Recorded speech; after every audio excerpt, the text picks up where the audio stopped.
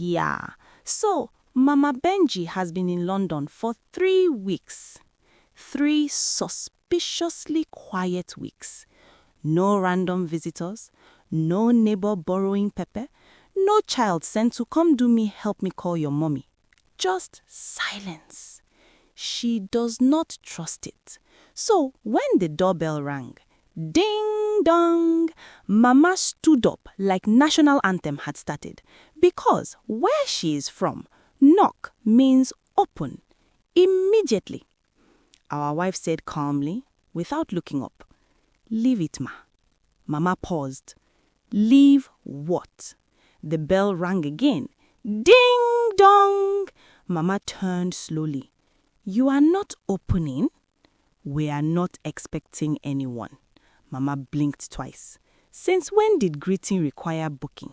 In her understanding of civilization, you knock, door opens. That is the social contract. The bell rang a 3rd time. Now it was personal. Mama marched to the window and pulled the curtain like she was exposing corruption. It is a parcel! Benji shouted from upstairs.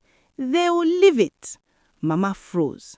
They will leave what belongs to you outside, on the ground, in public, and you people are comfortable? She looked at our wife with deep concern. In this country, she declared, everybody is inside, pretending they are not inside. Our wife tried to explain about deliveries. Mama waved it away. This is how loneliness starts. First you ignore doorbell, next you ignore destiny. 2 days later, ding dong! Before anybody could whisper, leave it, Mama had already opened the door. Outside stood a confused neighbor holding the wrong parcel. Mama smiled with satisfaction. You see, no wahala. Inside the house, our wife inhaled patience.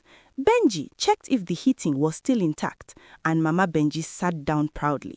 In her world, a door that does not open is hiding something, and she did not travel to London to live inside hiding.